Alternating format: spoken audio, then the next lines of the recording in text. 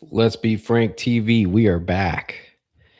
And today we got the power duo. We've got some Alex Jones and we got some Nick Fuentes discussing the current insanity of the world. Did Trump sell us out? That's what I'm trying to find out. I don't know about you, but let's get right into it. I'm just I've been real busy. I promise you, I'm going to upgrade my camera. My other one broke. I got one coming in the mail. We're going to get the studio nice. For my 3 loyal subscribers, this one's for you guys. Yeah, let's ride.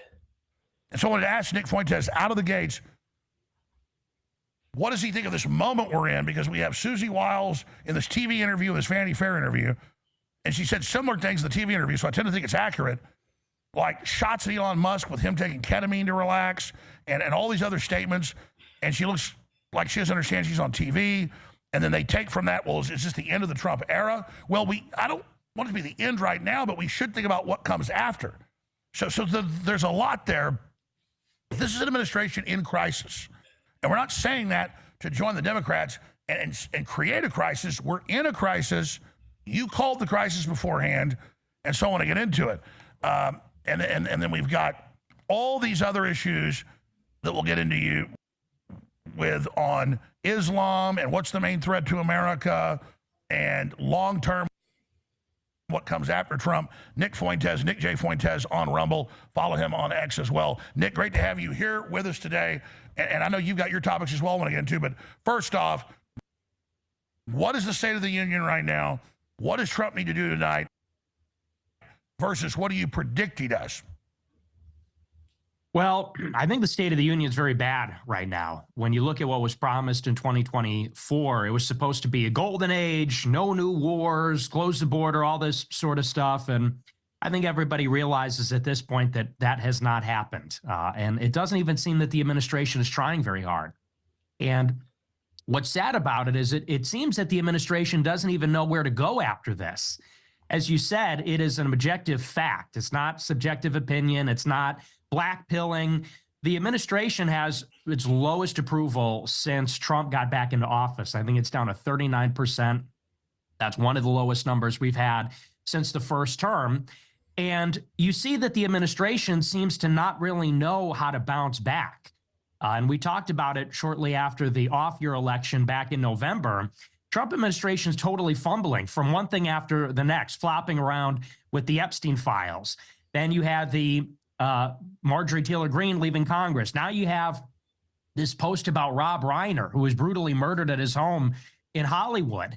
And these are all things that not only are they not winning back the whole country, let's say like the middle or the coalition that propelled Trump into office in 24, but it's even losing Trump's most virile supporters, his biggest and loudest supporters, people like Marjorie Greene. Why is she not on the team? People that wanted transparency on Epstein files. Why are they not on the coalition? And, you know, stuff like that post on True Social, I don't know anybody that likes that. I don't know anybody that thinks that's acceptable. So well, let's be clear, the we administration, love Trump attacking powerful globalists like Hillary, saying he'll be in prison. But it's an obvious no-brainer. I put a video out saying I was sad he was dead, because I genuinely was, even though I didn't like Rob Reiner and he'd gotten me deplatformed and celebrated it and been involved with Brennan doing it. I said he was still a talented guy. I'm sorry he's dead. But even from a cynical view, say something nice about a man and woman brutally murdered by their son. Like, it's the dumbest move. So you have to ask about a 79-year-old Trump. I don't think it's dementia. I don't think he's, but regardless, he's making very bad decisions. I mean, that is just as a microcosm. What a crazy PR decision. well, he's floundering. He's floundering. And I think, like we talked about last time, sadly, it seems like he has fully engaged the old playbook, which is that he's in trouble. He knows he's in trouble. The approval ratings are down. His base seems to be leaving him a little bit. And whenever that happens, he always doubles down on mean tweets, let's say, as a category. Not necessarily a mean post on Twitter, although that is how it is expressed and how it manifests. But he doubles down on cruelty, culture war, laying into his enemies, ranting on television. And that used to be a playbook that worked, I think, back in the first administration or even in that first election in 2016. But now it seems like he sort of lost his touch. It's kind of tone deaf. Whereas at one time he was bringing that fight against, like you said, the globalists, somebody like Hillary Clinton or Barack Obama. Who's he attacking now? Now it's anybody that wanted Epstein files. Now it's Marjorie Greene, who is one of his people, who is like one of the first MAGA congressmen that rode that wave She made after that his point original. yesterday. It's on record. She's right. He has all these Republicans in that vote against him, but they kiss his ass, and then she votes 98% of the time with him, but warns him, and then he turns on her and calls her a traitor. That is so stupid, and it hurt him bad in the polls. Like, that's dumb. Exactly. And that's what's sad is you have these policy failures, and I agree with you in many ways. It's a long 4 years. A lot of this stuff is complicated. Trump is trying, and you're right. It's not all bad. There are some things that are good that are going on. And I think that people might have patience for him to follow through.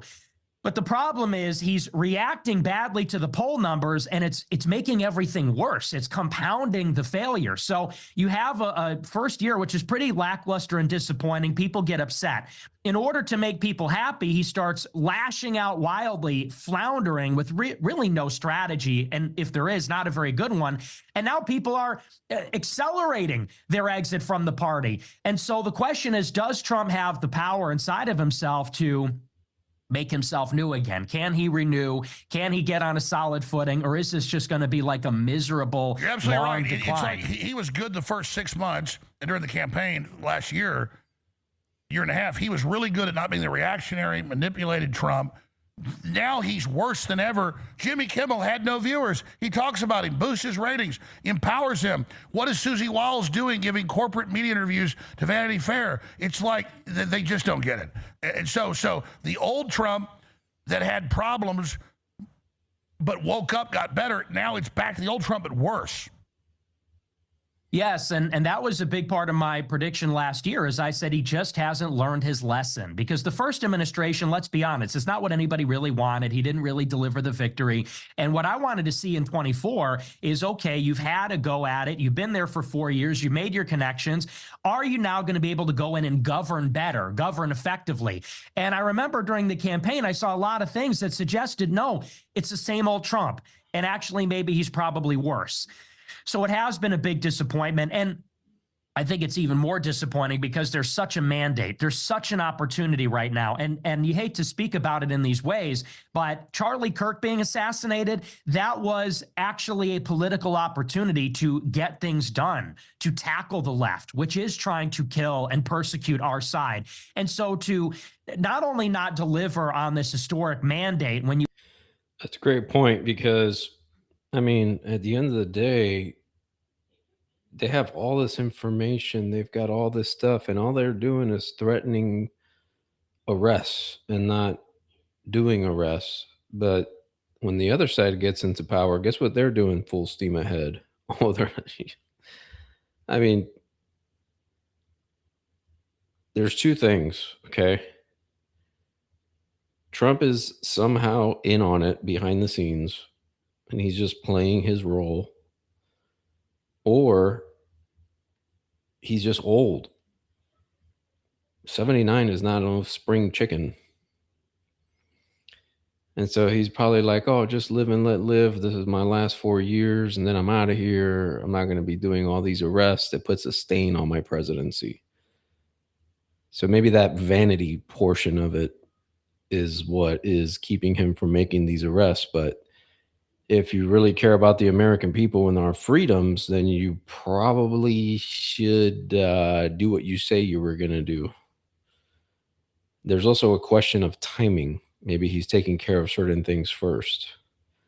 It's all up in the air. Let's see what Nick and Alex have to say. Win the election, but also then to pass up opportunities. And again, you hate to speak about it in those terms, but this is politics, Let me give you an crises. example. Like 6-7 days after they bring up Charlie, I know people behind the scenes said Trump was very upset, all of this. And they go to Trump and say, what about Charlie? And he goes, oh, never mind, look at the ballroom. Yeah. And it was just like, I don't know how to describe it. It's like, it's true. We are under attack. The left's saying kill us. He should make a bigger issue out of that. Exactly. He suddenly went from making a lot better moves during the campaign in the first 3 or 4 months to running out Elon, doing all this. Susie Wiles attacking Elon. Oh, he's a ketamine head. I mean, it's bad. It is bad. And it seems like that whole approach just failed because I like the Doge approach. I like the Elon Musk approach. I liked how they talked about operating, which is we're going to move quickly. He had the highest ratings ever during that, and that's made the Republican establishment scared, and somehow they manipulated him to kick him out. And then the people want to cheerlead Trump. Oh, you're a traitor. You're for Elon. I'm like, no, idiots. Elon is a freaking genius. We need him in there, and it's popular, you dumbasses. Yeah, I think people loved it. People like the idea of bringing that energy to the. Elon may be a genius, but also, I don't know because I don't have the facts once again, but people say that he's part of the whole thing too. Because he's the tech guy, you know, he's got all the technology and this, that, and the other. You just never really know nowadays because you're not privy to the real information. And I know Alex Jones likes Elon Musk and stuff like that, but I've seen Elon Musk do good things. But is he a front person for an organization? Sometimes I think it's just like some kind of show they're like presenting to the public. Kind of like The Apprentice. White House and actually disrupting. That's the whole point, is to drain the swamp, get rid of the deep state, actually shake things up.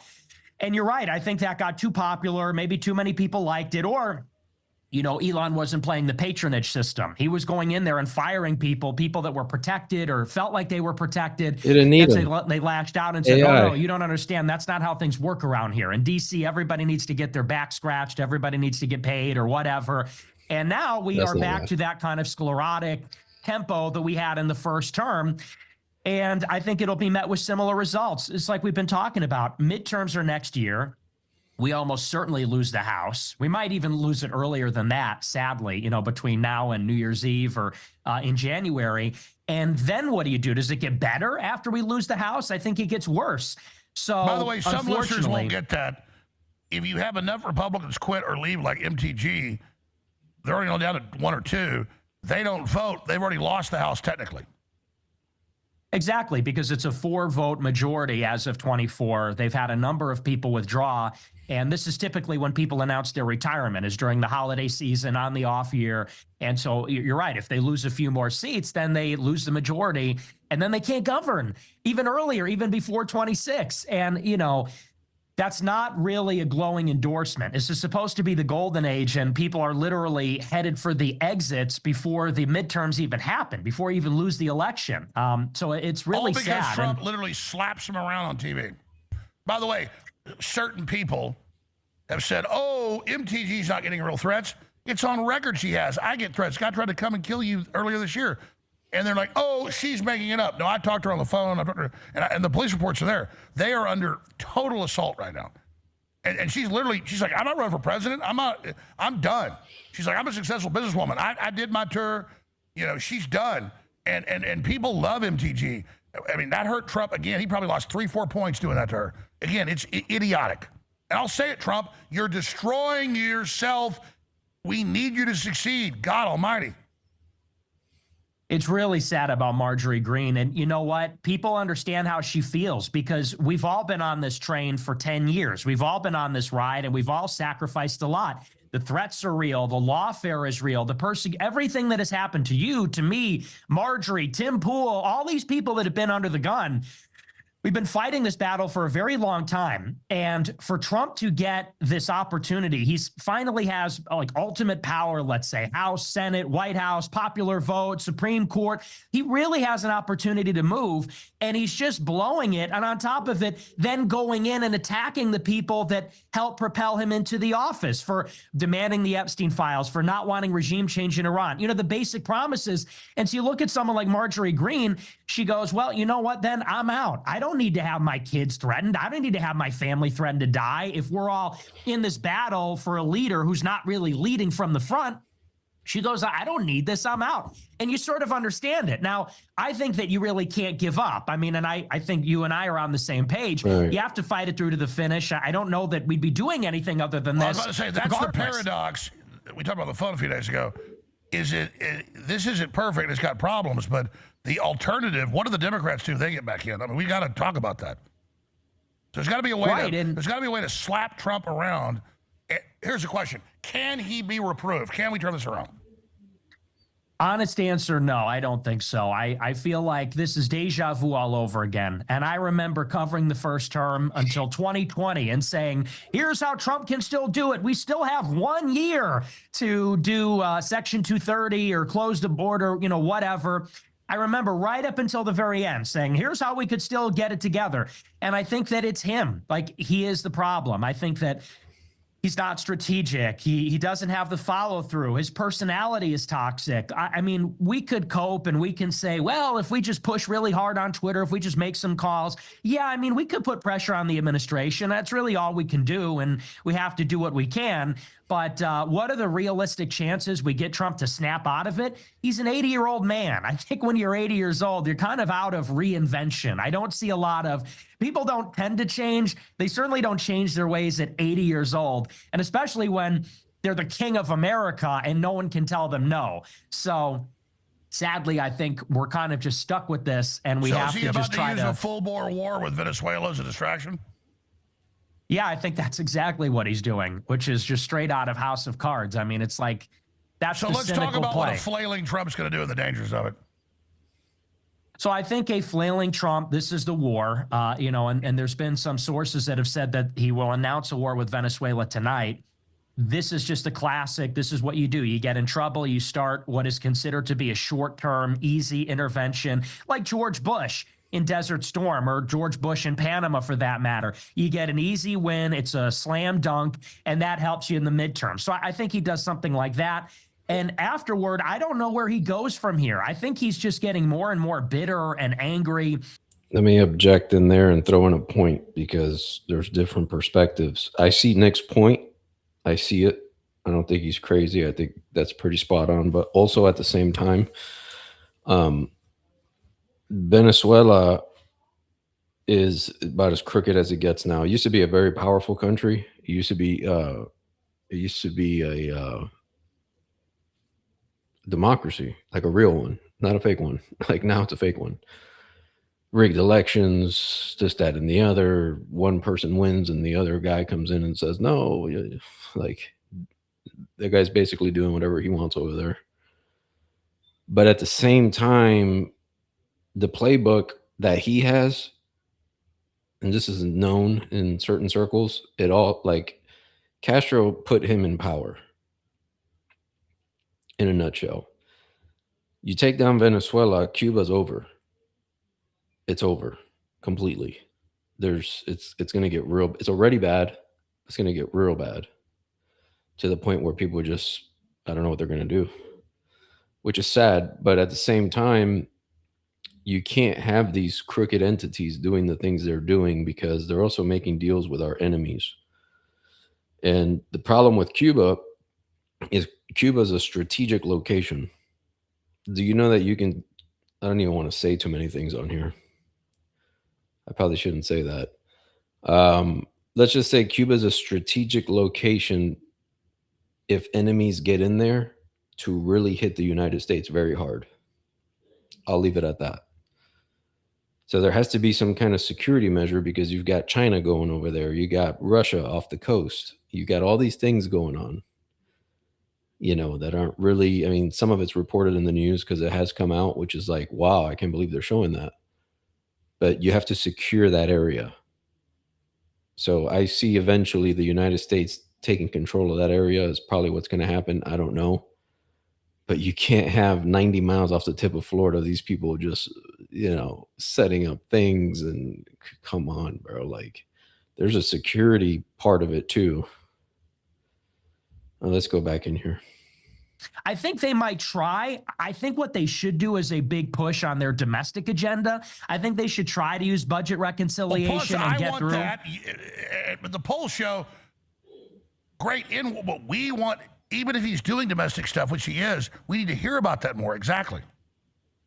Yes, and do what we elected you to do. Get a bill together that closes the border. It's law and order. We have to stop the crime in the cities. An Irina Zarutska law, something like that. Do something about election fraud, paper ballots. I don't know. Get a domestic agenda together. Use budget reconciliation to the extent that you can, or one of these other deadlines, defense authorization, whatever, and get some legislation passed. At the end of the day, Trump has only passed 5 bills in his first year, 5 bills in the whole Congress. So there's just not a lot of governing that's happening. There's not a lot of policy. So if I'm Trump, I would say put down the phone, stop posting about Somalians and about Rob Reiner and all this other stuff, and actually govern, pass some executive orders, pass some legislation, actually create some policy, and then, like you said, make the case, talk about it, sell it to the American people, but they just have nothing to run on. You're going into the midterms with literally nothing to run on. I can't think of a single tangible victory, a policy-related victory, arguably other than closing the border, but that should have been a given. I mean, that should have been done a long time ago. So if I'm Trump, that's what I'm going to do. What do you make of Wiles trying to put him back on the campaign trail? I think that's a really bad idea. It'll exhaust him, divert him more. We want action. We want policy. We want indictments. Real indictments. That makes us win. What do you really think about Susie Wiles? I never liked her. And I don't think that her head is in the same place as Trump. I know a lot of people say she's not really the problem. Well, she's a lobbyist. She's a lobbyist from Florida, from this Ballard firm. She's in bed with all these other governments. And Florida is a swamp. I mean, it's a literal and figurative swamp. And by the way, she brought all these people in. These are all Florida people. Mike Waltz, who was fired for being in bed with Israel, Bondi. He's a Florida. Pam Bondi, exactly right. Rubio, who is pushing this war in Venezuela and then Cuba and then Nicaragua.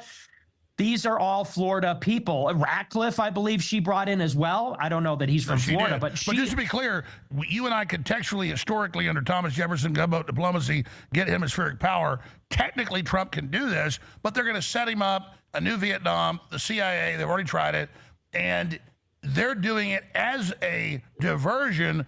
So that's why I'm saying actually they shouldn't do it. They should do it. And not only that, but it is so much more ambitious than people realize. This is like a reverse domino theory where Rubio is like this guy. This is his presidential campaign material. He wants to be the guy that toppled Venezuela and then toppled Cuba and then toppled Nicaragua. As a Cuban American, his dream is like Mexico. Right, the left-wing regime in Mexico, maybe even Lula while we're at in Brazil. His dream is to like defeat communism and leftism in the Caribbean and Latin America. And I would support. Yeah, and that's a great idea, Nick. You know why? Because you can't have communism off the tip of Florida. Do you understand the security implications? Do you remember the Cold War? It was almost all over. And these are the top guys here. I like both of them. I'm not going to lie, but it's like sometimes you got to apply common sense, man. It's not just this. It's not just about trying to prove a point. Like there's other aspects to situations. And, you know, I know certain things about what happened with Cuba, and the United States acted like they were Cuba's friend. And they were always best friends because there's certain Cuban families that help Washington that both of you don't know about that came from royalty in Spain. You know about that? Who gave the gold to Washington when he couldn't cross the Delaware? Where'd that money come from? Because the English boycotted him. It came from Spain. So these guys, oh boy. So listen. You can't allow these crooked people to run the show, dude. And then on the one hand, you know, Alex Jones will say, "Oh, we got the most powerful military and this, that, and the other." Okay, well then use it for a just cause. Get rid of the communism. You sure you want Russian rockets pointed this way? You sure about that for the East Coast, the center, and the West Coast? You sure? Wow, these guys, bro. Unbelievable. That they can be done, but I've looked at the angles and it's like you're talking about multiple Vietnams here. And then the Russians are sneaking around. They may, the word is just like Cuba in 61, have nukes there. Yeah. Well, it's a jungle. It's a jungle. Venezuela's 30 million people, many cities. It's a jungle. Mexico's 130 million people. The Mexican government doesn't even have control over the country. Cuba's got special forces. So I don't know that the American public is really ready to buy into this. I don't even know what you would call this. Like you said, it's multiple Vietnams in the Caribbean. It's a much greater commitment than people actually are thinking about. And I don't know who voted for that. I think the whole pitch was no. It's a reverse Red Dawn. It's not Latin America with the Russians invading us. It's just invading them. And again, if Trump, I'd love to fix that if we had the CIA under control. But they're going to set him up in crisis. Hold on. And we're not saying. One thing I forgot to say is that during the Cuban, not the Cuban Missile Crisis, the Bay of Pigs invasion, do you know what happened there? The Cubans got pissed off and they say, no, we want to go to war. Because a lot of people will say, oh, they're not fighting. They're not doing nothing. You don't know the real story. The real story is that the Cubans wanted to go to war and they started training. And then they said, okay, now we're going to go through the Bay of Pigs. And this is the location where you're going to enter to infiltrate. But the United States was supposed to supply guns with bullets and air cover. They gave them guns with no bullets, and they canceled the air cover. And they still fought to death there. Just in case, people, because people like to talk. People like to talk a lot, and they don't even know the real story or the real history. So, certain faction within the United States betrayed Cuba and built up Castro. Just so you know. Unbelievable, right? Well, that's the real story. And then Castro's this revolutionary that, oh, he has no money and he's doing this for the people. The guy was funded by Rockefeller.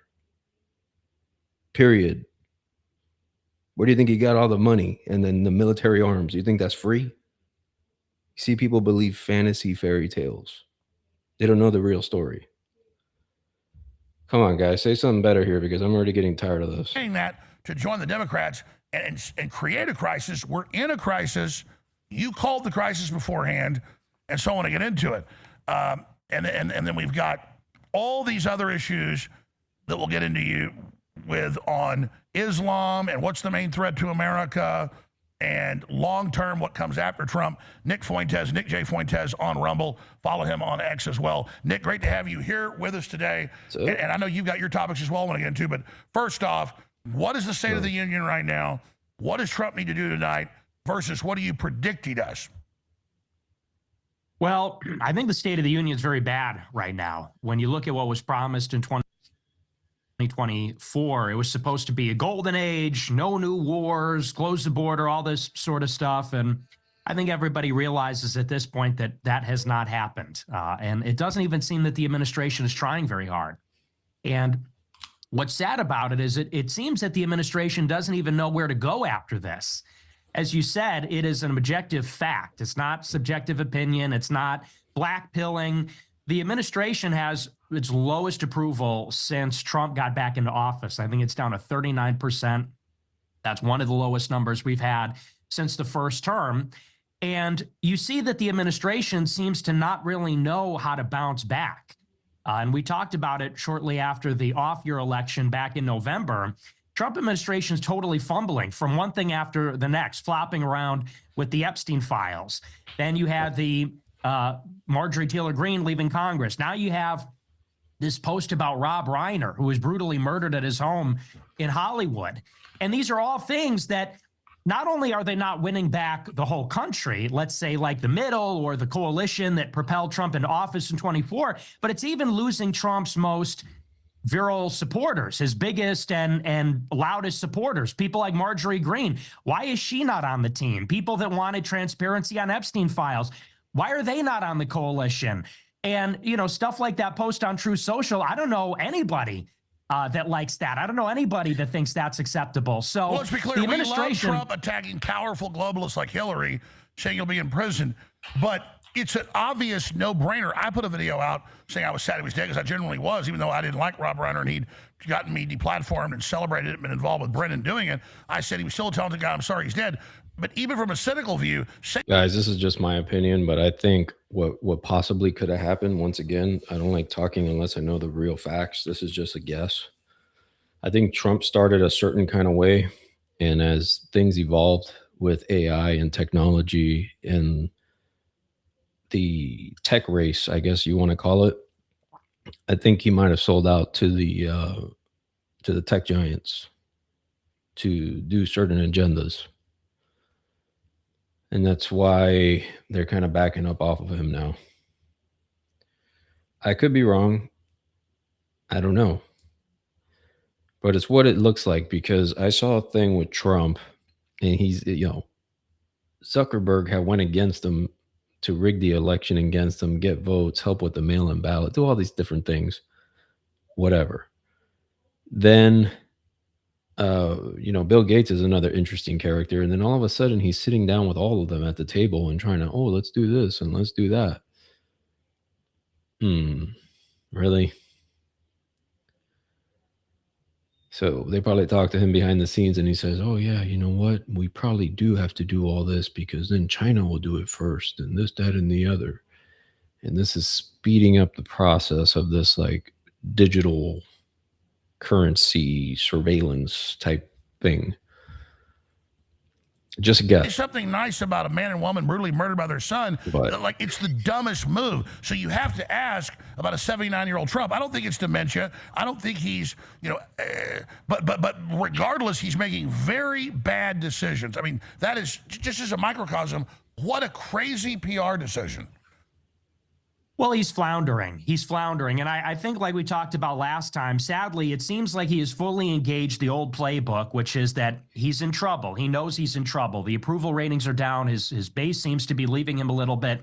And whenever that happens, he always doubles down on mean tweets, let's say, as a category. Not necessarily a mean post on Twitter, although that is how it is expressed and how it manifests. But he doubles down on cruelty, culture war, laying into his enemies, ranting on television. And that used to be a playbook that worked, I think, back in the first administration or even in that first election in 2016. But now it seems like he sort of lost his touch. It's kind of tone deaf.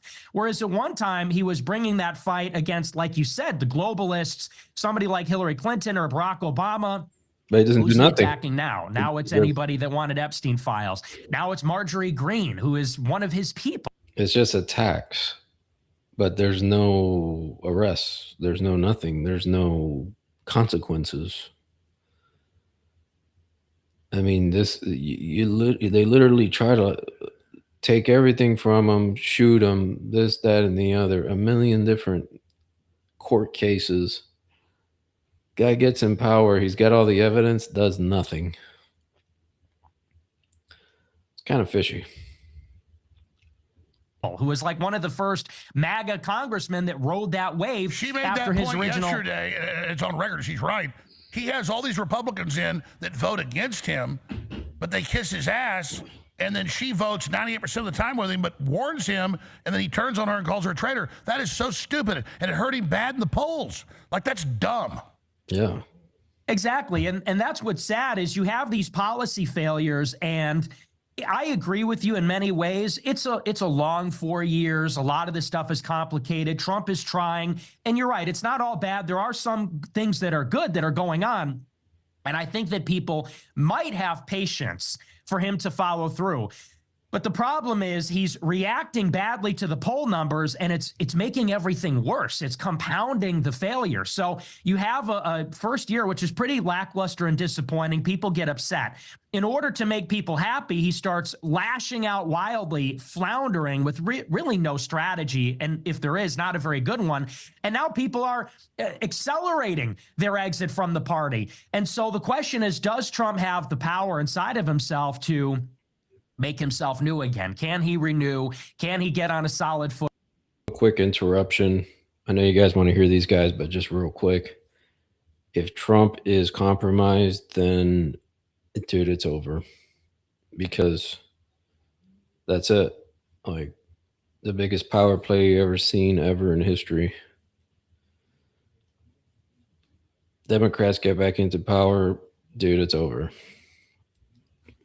Just kiss it goodbye, figure out where you want to move, like run, basically. Or is this just going to be like a miserable, You're absolutely long right. It's decline? like he was good the first 6 months, and during the campaign last year and a half, he was really good at not being the reactionary, manipulated Trump. Now he's worse than ever. Jimmy Kimmel had no viewers. He talks about him, boosts his ratings, empowers him. What is Susie Wiles doing giving corporate media interviews to Vanity Fair? It's like they just don't get it. And so the old Trump that had problems but woke up, got better, now it's back to the old Trump, but worse. Yes, and that was a big part of my prediction last year, as I said, he just hasn't learned his lesson. Because the first administration, let's be honest, it's not what anybody really wanted. He didn't really deliver the victory. And what I wanted to see in 24 is, okay, you've had a go at it. You've been there for 4 years. You made your connections. Are you now going to be able to go in and govern better? I think Pam this might be Bondi, Luke. exactly right. Rubio, who is pushing this war in Venezuela, and then House at noon tomorrow. And he Trinidad and Tobago. This is a weird It could video. be a It's declaratory.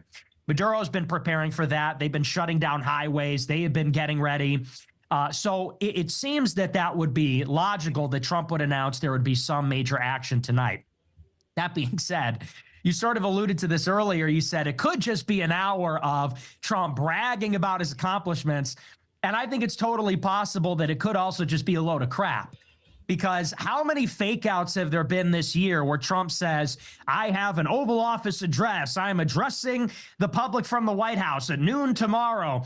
And he gets up and it's like, we have the greatest economy. The stock market is back. Inflation isn't real. Affordability is not real.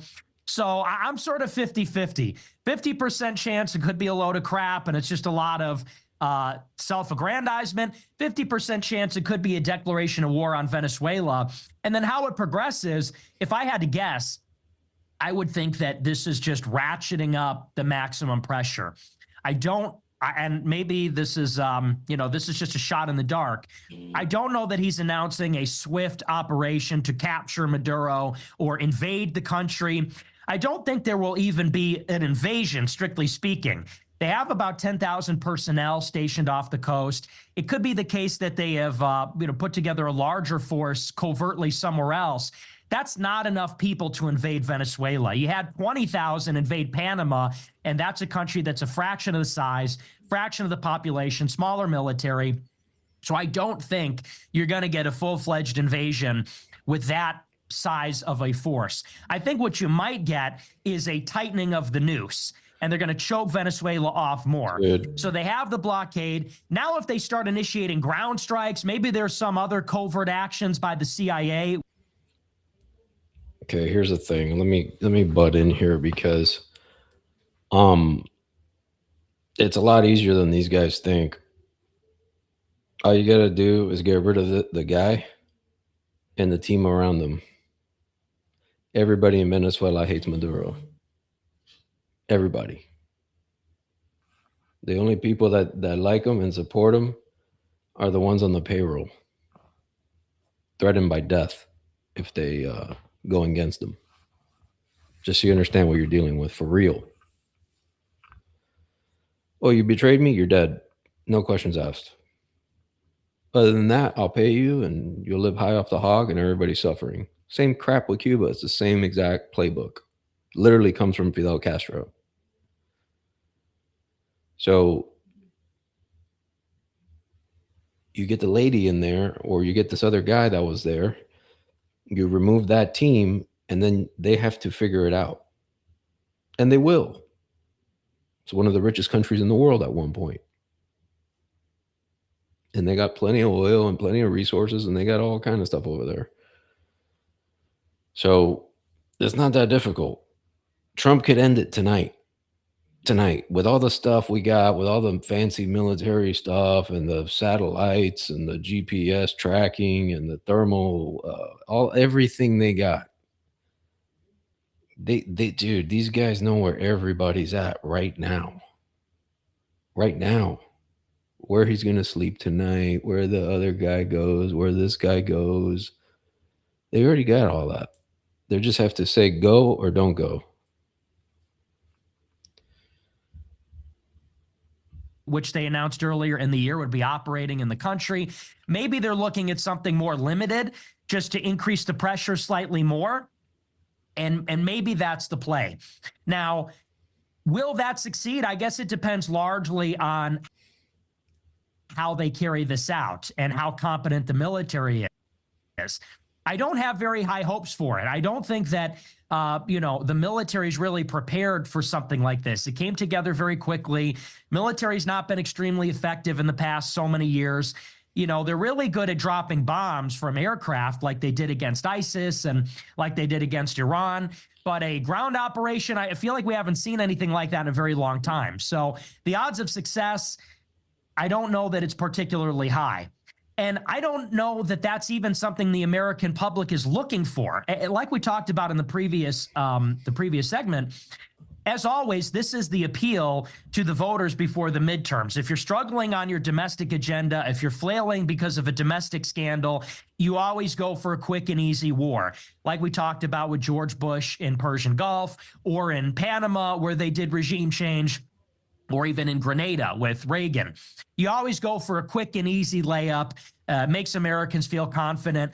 I don't know that that will even have the same effect. First of all, we don't know that it will be entirely successful or on what timeline, or if there will be any kinds of complications.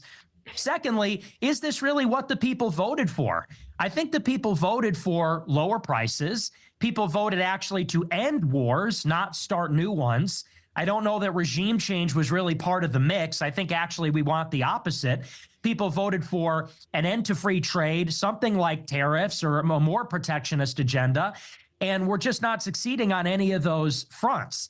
So I don't know how you bring that to Republican or Democrat voters as some sort of huge victory in 2026, especially when almost everything else is looking really bad. The deportations aren't happening, as we've talked about. The economy's not where it needs to be. Many people are predicting potentially an imminent recession, a housing bust, the AI bubble might burst, have a lot of red flags and early warning indicators in the economy. How much is that even going to move the needle? I'm skeptical that that's going to have a big impact. So this is the playbook.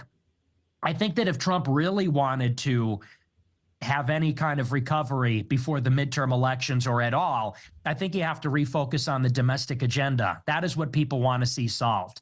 You got to get those deportation numbers up. You got to build a border wall. You got to end the war in Ukraine somehow, some way. You have to end the war in Gaza. It looks like even that is coming apart. You need to fix the economy. You need to do something domestically. Get a super bill together. Get an omnibus bill together. Use budget reconciliation, which they have for the fiscal year 2026. Use national defense authorization or whatever you need to do. Use one of those measures to get a super bill passed. Get Republicans and Democrats together and just pass something. Make life better for Americans. But I fear, and this is something you pointed out too, not only will that not happen, it may actually even get worse because, as you said, according to Susie Wiles in an interview this weekend, she's going to have Trump campaigning in 26 like he was in 24. And a lot of people don't think about this, but the president of the United States, like anybody, only has so many hours in the day. And so if we're going to engage in this huge campaign in 26, Trump is going to be flying around doing rallies. The guy's 80 years old. You can't be doing 4 rallies in a day like you were doing in 2020. And if you do, you're not going to have time and energy for literally anything else. And that's perfect for the deep state Right. to come in and sneak stuff past him. I noticed Wiles 3 days ago in a TV interview says So they bump he him off. doesn't know it yet, but he's going to be back on the campaign trail. Then I see him yesterday. Well, I just heard I'm going to be on the campaign trail. He's literally admitting that she's directing him. Which is so gross. The whole point of Trump is that he's supposed to be the boss. Who is Susie Wiles? Nobody elected her. She's a lobbyist from Florida. And you're right. He goes, yeah, well, I guess I'm going to be campaigning. She's the boss. And you make a good point. If Trump is out there on the campaign trail, first of all, he's already falling asleep in every meeting. And which is, look, the guy's an old man. I think everybody would understand that. But now you can't be doing both of those things. You can't walk and chew gum at the same time then. If he's going to be running around the country, if Susie Wiles is going to be running him ragged, not only can he... That's a great point. Nick is 100% right on that. And also with all the money that's here, like there's so many places. Like if you've traveled, I've traveled a lot, like in the past. And man, let me tell you, man, there's if you go to like certain like places in Europe, and if you travel even to like higher end places in Latin America, or like the United States really needs like infrastructure, dude. Like it's like, okay, we're the most powerful country. We got all this money that all we do is just throw it all over the place. Like silly little kids. Dude, make a better like everything. Help the people here. And they're not doing it. They're just, oh, we'll get involved in that. We'll get involved in that. Throw about 800 billion that way, burn the other one that way, and let's get about 2 trillion and burn it. And then the people are like, hey, what about us? Can we like figure something out here? The situation's not good. The violence is through the roof. The infrastructure's falling apart. Everything's turning ghetto as hell. We're the richest country in the world. And then you go to other places and you're like, wow, look at this town. Look at this. Wow, look at this high end. Look at that. Look at this beautiful architecture. Look at this. Look at these bridges. Look at the. We live like scumbags out here, dude, compared to some places. I promise. Like, don't get it twisted. We live like low life ghetto fools. Not focus on the agenda. But you're right. This is where he loses control of the White House, which is always the concern, that the cabinet members, that the lobbyists, that the special interests, when Trump is out of the House, when daddy's not home, other people are going to go in the White House and they're going to be manipulating personnel. They're going to be manipulating policy. And so let's say, for example, Netanyahu is pushing Trump really hard on a war with Iran. And Trump, to his credit, put his foot down and said no for many months. And even when they wanted him to intervene in June, it was very limited. I'm not happy that he bombed Iran, but it could have been a lot worse. And that is just objectively true. And that's because Trump is in the driver's seat and he's got some people that are backing him up. If he's out there falling asleep on the campaign trail in Georgia or Pennsylvania or whatever, they're going to get stuff past the goalie. They're going to get things through because he's not going to be fully in control. Well, and look at the psychology. They know he wants to win. And so they'll say, sir, we've got to do this. And yeah, it helps a little, but nothing compared to actual developments and things. And we know that they're always trying to hide things from him. This is like we saw in the first administration. So I'm going to say it right now. Trump, yeah, okay, go for Mike Lindell for governor of Minnesota, stuff like that. Pick and choose a few. But maybe do 3 or 4 events a month. But what we really want is action, and you address the American people, and you bringing out these issues. I mean, we'll give your advice to President Trump, because this is such an obvious trap. You see her power trip in the interview. I know you've seen it. People haven't. We should play it. We can dig it up. She's like, well, they don't know it yet. He doesn't know it yet, but he's going back on the campaign trail. Ha, ha. And Trump's like, well, I guess it's important. I guess I'm told I'm going. Again, this is outrageous. No, that is not the interest of his time. It's great to have crowds out there. It's fun, all that. No, we need him engaged. We need him not worried about what Jimmy Kimmel is saying with no ratings or what Vanity Fair is saying. But again, it's nothing against it. There's all these 79-year-old people like Trump and Wiles. They still think ABC News is important. They don't understand that. You look at the ratings and go, ABC News Nightly News, 2 million viewers. You know who Fuentes' nightly show, 20 million viewers. They don't even. You know who I'm grateful for, man? I'm going to tell you, like the founding fathers of this country were genius. Like legitimate genius. Washington was a genius. Jefferson, Ben Franklin. Yeah, they were tough and they did this and that, but they were highly intelligent. And the way they set up the government, we still have a chance. Like there's always that chance. And the reason I bring this up is certain countries, they don't have that chance. You understand? You know, when they take away your guns and they're doing all this stuff and they're manipulating you and they're doing all these things, and then you're going to go fight a tank. You're going to fight the tank. See how successful you'll be there. You know, you wake up and you got the military outside with automatic weapons and you don't got a gun. What are you going to do? And also the structure of how they separated powers. And then you have the Congress, and the way they did it is what keeps us alive at this point. Imagine the brilliance of these people way back then, way back. That's the only thing keeping the boat going. We went on Elon Musk's show. 1 billion people tuned in. It got picked up everywhere.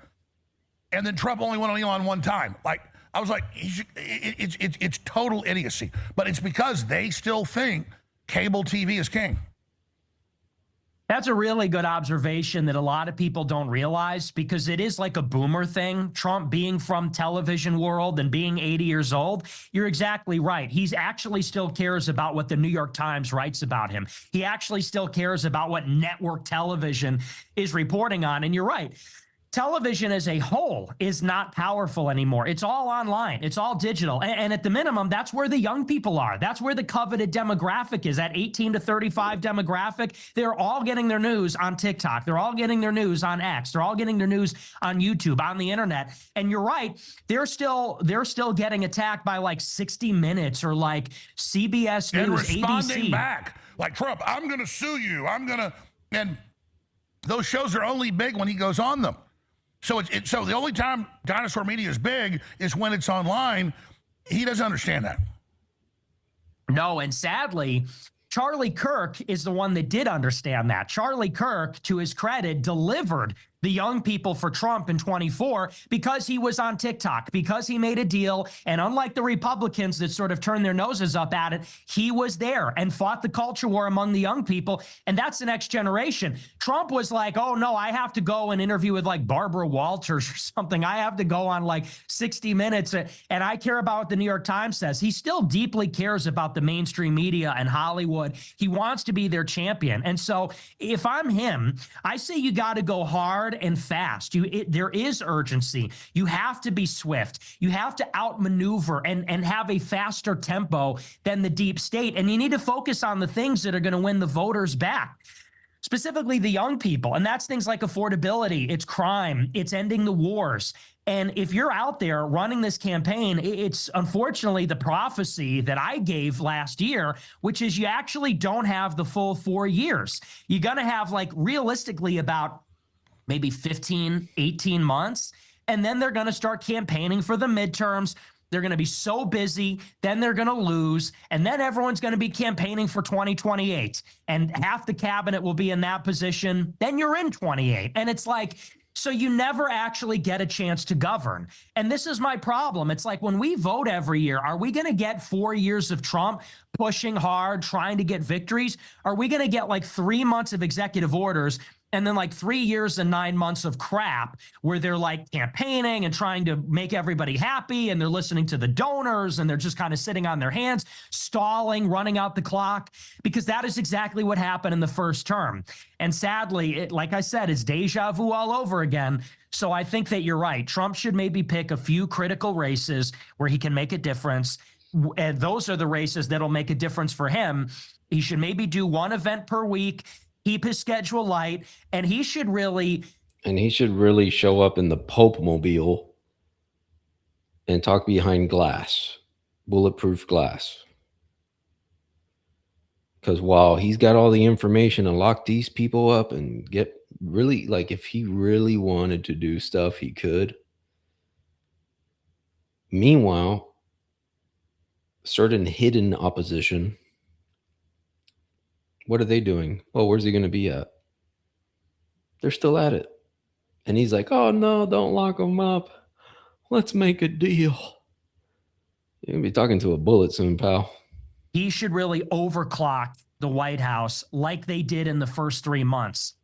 I don't know what happened. I don't know what changed. Oh, we had the globalist off balance, the highest approval rating ever, magic, and then they convinced him to get rid of Elon. So the second hour is coming up, and you've got other topics you want to hit. But just briefly, what future do you see, though, if Trump messes this up? and then the Democrats don't just win the midterms and turn it all around about impeachment, what happens in 2028 when they get back in? Because they've said they're coming after everybody. Yeah. If the Democrats win, it's just over, you That's it, know, bro. It's because over. and this is the thing about the pendulum swinging back and forth. We elected Trump the first time, Thank you. and he failed. He failed. He totally crapped the bed. Biden gets in, and what is the first thing Biden did after that? J6, arrest everybody. We're going to hire 1,000 FBI agents, 1,000 judges. We're going to go for, what did they say?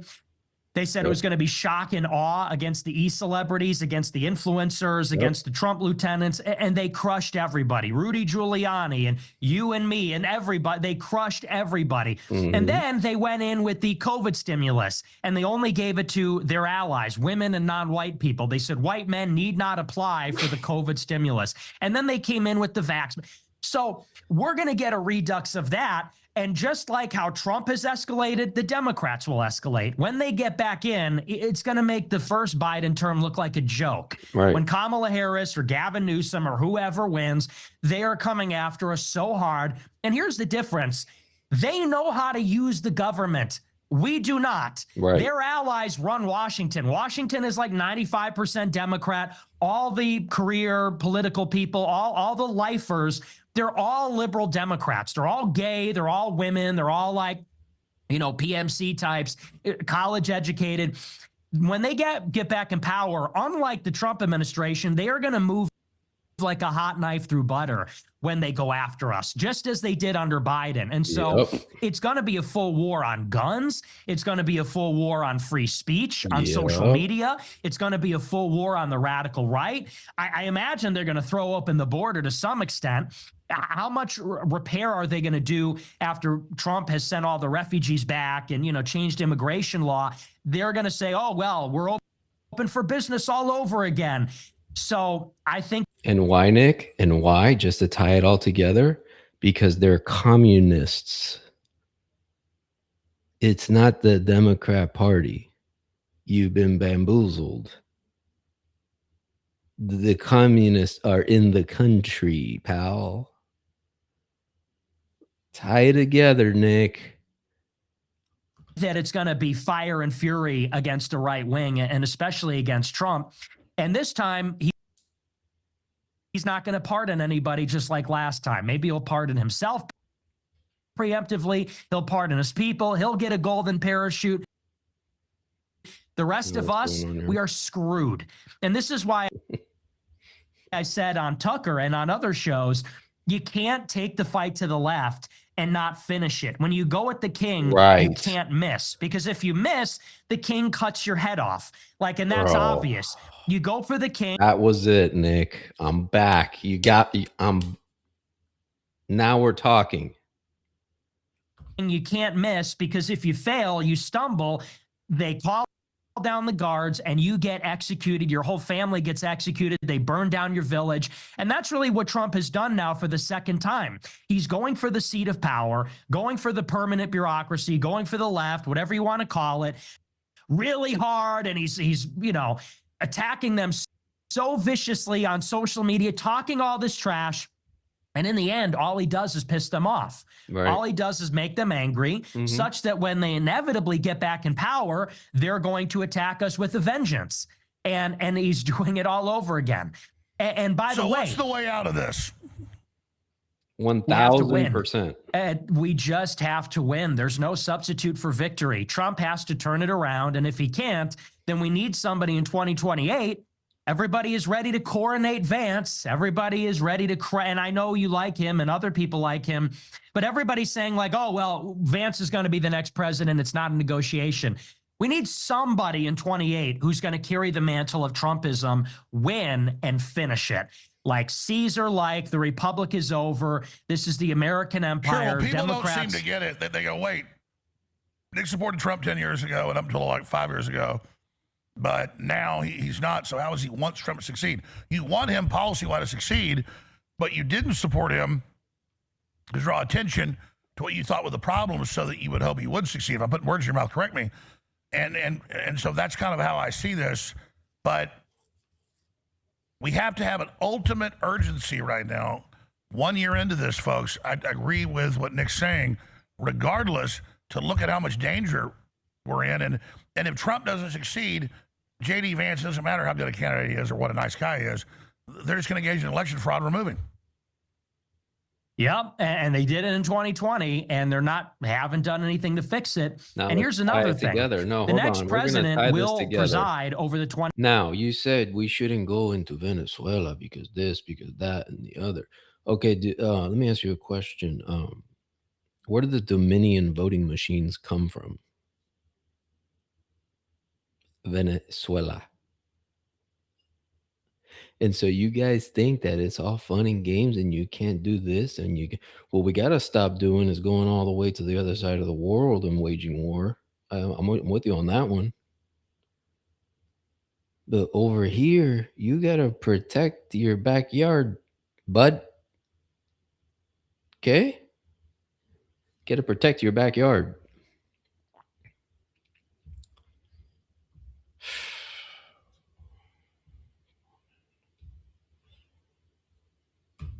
census. Whenever the next president gets in, you're going to have a census in 2030. And for people that don't know what that means, you don't just count up all the people. You then also apportion the congressional seats, the electoral I don't know what's going on with my votes. internet, guys. So whoever the next president is going to be extremely powerful, because then they're going to preside over that. Like right now, they're battling this out in Texas and California. This redistricting halfway through the decade, whoever is president is going to get another shot at that in 2030. And then they'll determine for the following 5 or 10 years how many seats there are, how many electoral votes there are. So it does really come down to 28. And somebody needs to get in who's extremely bold and takes risks. And urgency is the word. We just don't have time for like an incremental approach. And people are just negotiating with themselves, saying, well, that's not practical. That's not realistic. Well, we have to have reasonable expectations. Let me explain something that a lot of people don't know about real quick. I know I keep interrupting, but it's like he's bringing up certain points that like need to be said. Do you know why the president of the United States is so powerful? Because he commands the biggest military in the world.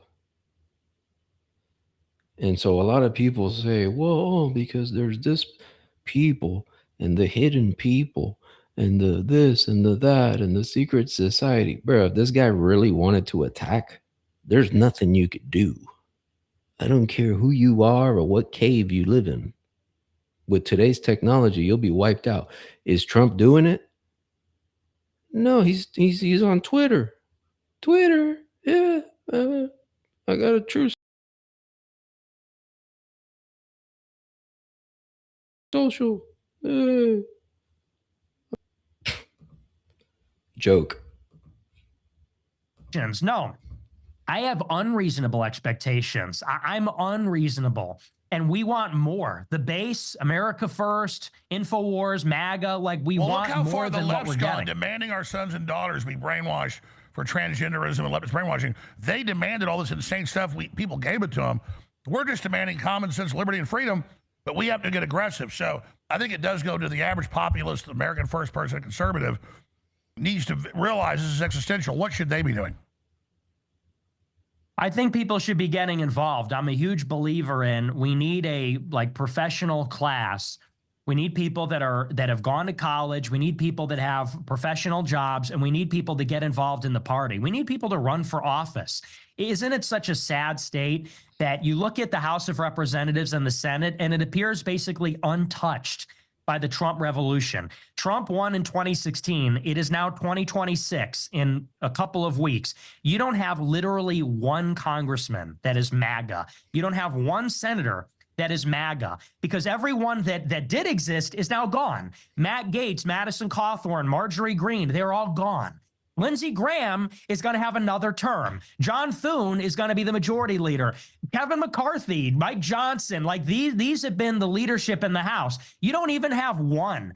You have 435 members, and you don't even have one MAGA Republican. So I really believe there's been a failure on the part of the America First base to get organized. There's a lot of talk about doing that, think tanks and candidates and all this stuff, and it just never materialized. And so who inherits the Republican Party after Trump leaves?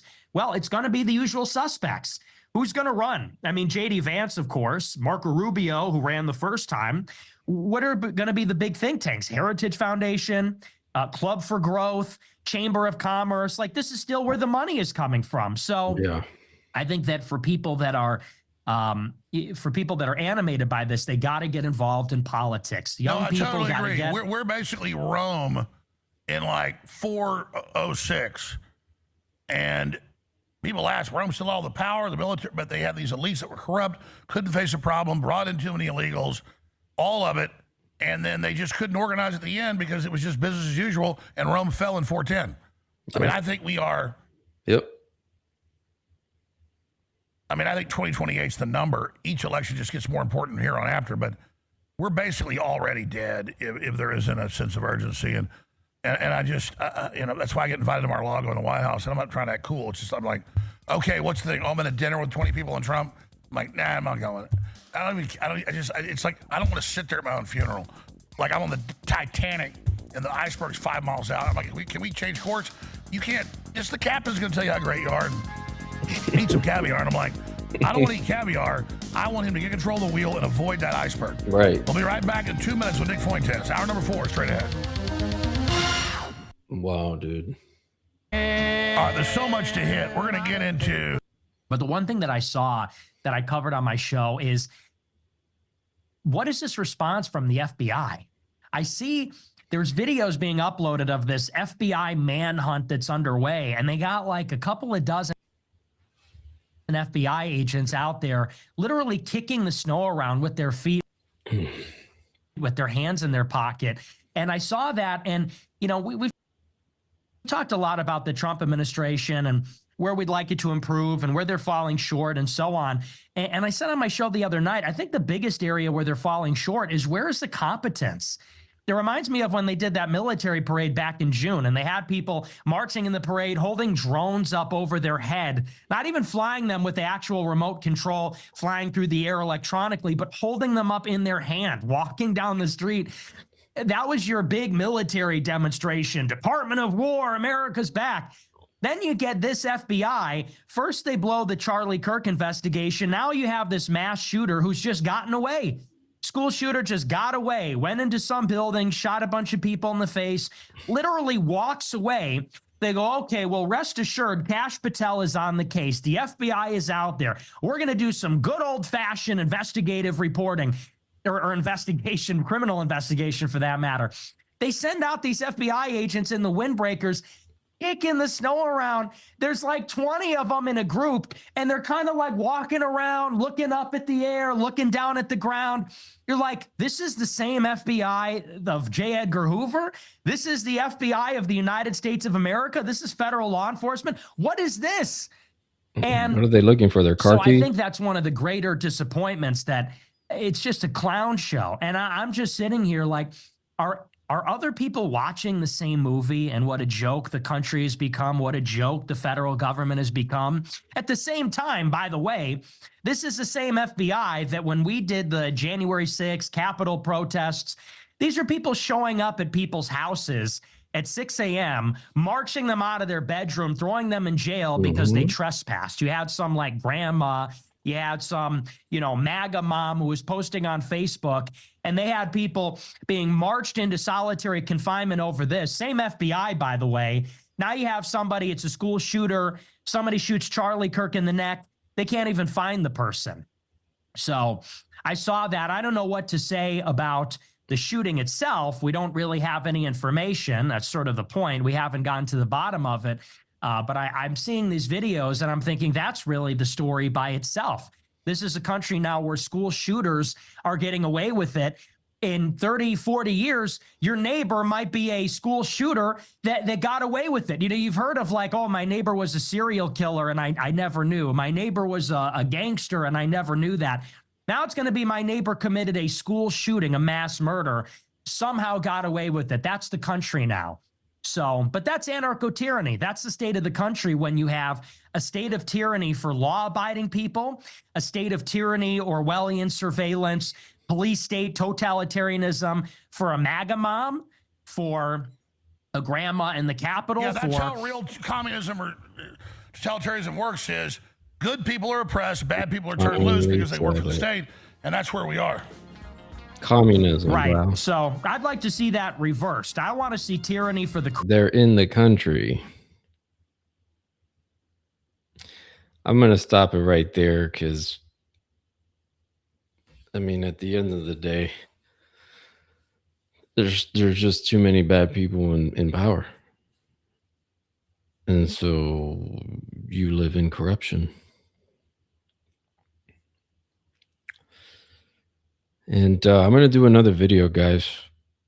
I want to do a video on the Charlie Kirk situation because it's just so fishy and weird.